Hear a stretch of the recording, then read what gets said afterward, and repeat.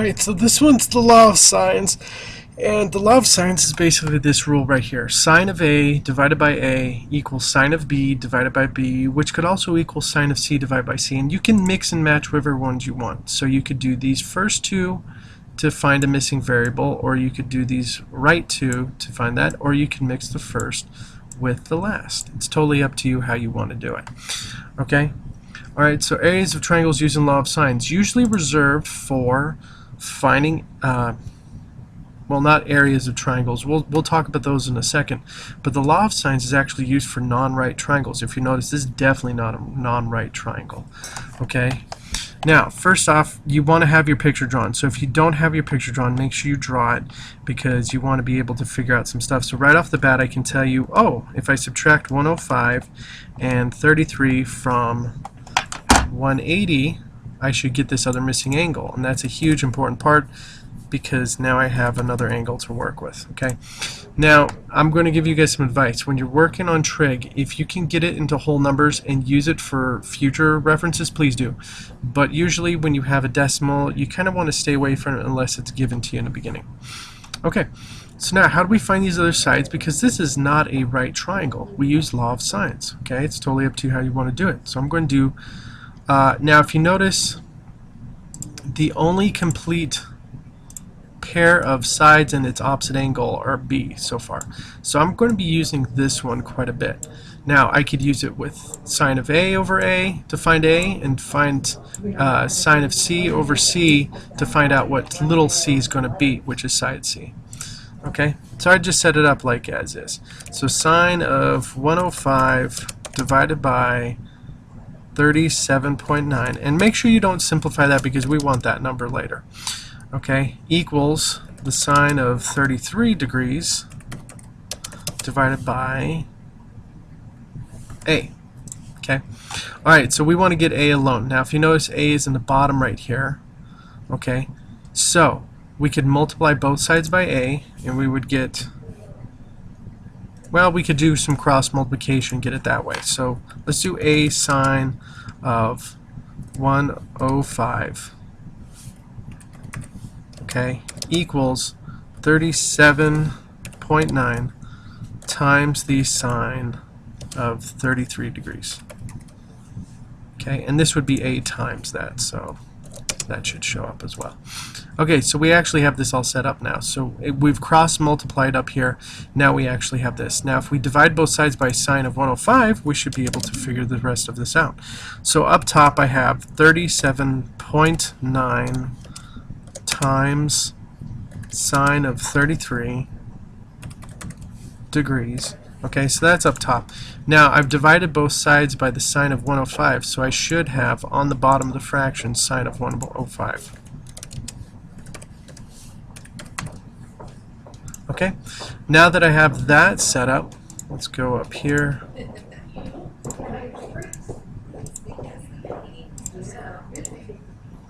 Okay, we just set it up, so we go 37.9 times sine of 105.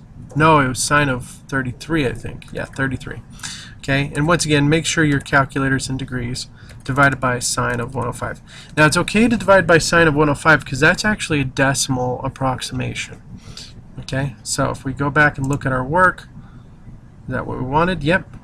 So what was, I didn't even look at it, 21.37. Yeah. So side A is equal to 21.37. Okay, and that's a side length, so we're definitely not going to have degrees there. Okay, now some of you guys are going, oh, we could use Pythagorean theorem to figure out the other side. You could, but that would be totally incorrect because this is a non-right triangle. So you have to go back and use the law of sines again. Okay, but this time, instead of using, I mean, basically you could just copy and paste the information from here.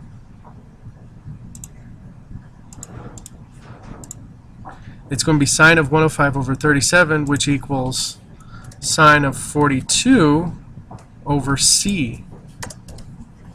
And then you would just solve it that way. So you could follow the same plan and just get c equals parentheses 37.9 times sine of 42 degrees. Okay, and then divide that by sine of 105. Okay, so literally you can go to your graphing calculator and just put in the same information you just had, except this time it's going to be 42, and you're going to get 26.25. So C equals 26.25. Okay, and you could find out all the missing sides of a triangle, so 26.25. Okay, now on this one I was given two side length or two angles and that. So this actually says if I have a triangle with that spells out AAS, if I were to spell it out for like a congruency statement, or ASA, I would use law of sines. Okay, now there is a special circumstance, and we'll talk about it in next time, but we'll talk about the ambiguous law of sines of what happens when you spell out a bad word backwards, but we're not going to talk about that right now. Alright, so on this one, what we're going to be taking a look at is what happens if you're in a baseball stadium and you know how far, well, you want to calculate how far you are in the stands from the mound and home, and you know the angle of depression with the mound is 24 degrees and the angle of depression with home is 30 degrees. So we're going to take this and turn this into a triangle right here, because if you notice we've got a triangle with one side length and no angles. Okay, so that's an issue. Alright, so first off, we're going to know that these two, even though it's drawn kind of crookedly, these two are parallel. Okay, so if those are parallel, that must be the same as here by alternate interior, so we now have 24 degrees. Okay, but if you remember, I need at least two angles inside of the triangle to do this. So I'm going to use this right here. So once again, 30 degrees, this is parallel with this, so this is my transversal, so alternate interior makes this 30 degrees as well. Okay, and if that's 30 degrees, I know that 180 plus that has to be there, so this has to be 150 degrees. So voila, I now have my actual measurements. So if I wanted to find out how far it was from the pitcher's mound, so let's just give this side a side length. Let's go A and C. Now 24 and 150, I would notice that those both angles, so I'm going to subtract those both from 180 and get this angle measurement up here to be 6 degrees. Okay, now that I actually have that angle measurement, I can now start working with some stuff. Okay, so I would do sine of 6 degrees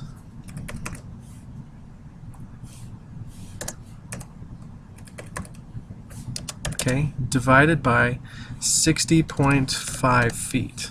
Okay, now this is going to be equal to sine of, let's find out how far I'm from the mound. So if I want the mound, I'm going to want these two to work with.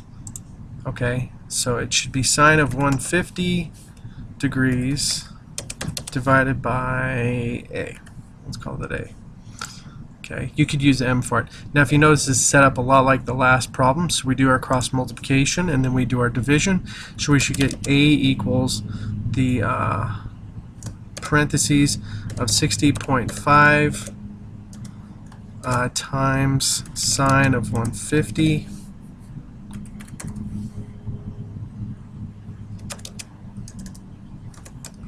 parentheses divide by sine of 6. Okay, and we go to put that in our calculator.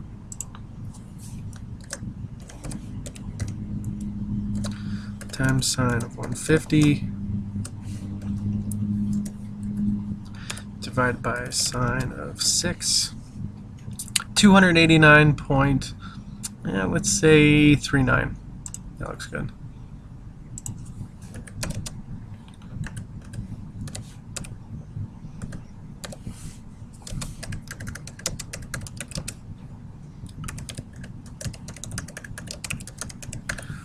Okay, so that's from the pitcher's mound. So, oops, spelled pitchers wrong.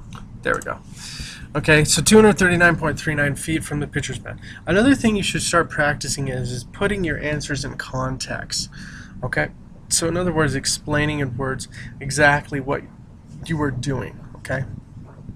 Alright, now you can find areas of triangles using law of sines. Here's the two formulas that are set up. So basically, in this you can mix around in any order. You could put an A here, you could put a B here, and you could put a C here. But as long as you imagine that you're going to be using the two sides, so let's say we're using B and C in this case, the two sides and the included angle, you would use this formula. Okay, so if you were to do like, if you had A and B and then angle C, you would do 1/2 times A times B times sine of C. Simple as that. Okay, now on this one, it's as if you know all three angles, or you know two angles in one side. Okay, and that, let me do a different color for that one. Okay, so side C, and then you know these two angles. So this would be, you know, the two angles in the included side. Okay, you can obviously find this one just by knowing these two. Okay, but you would just use that side. Okay, you would square it, times it by half, then times it by the sine of this times the sine of this, and then you divide everything by this sine of this angle, and then you just work your way across. Just remember that these two are the same. So this angle and this side, they match, okay? And these are the other two angles that are not opposite of this side, okay? And area using law of sines, you do have to just, you know, take your time working within the book, okay? All right, but that's area of law of sines, and that's everything you need to know about the law of sines as an introduction, okay? So just make sure you guys take your time with law of sines and just work it out accordingly, okay? Thank you very much and have a great day. Bye.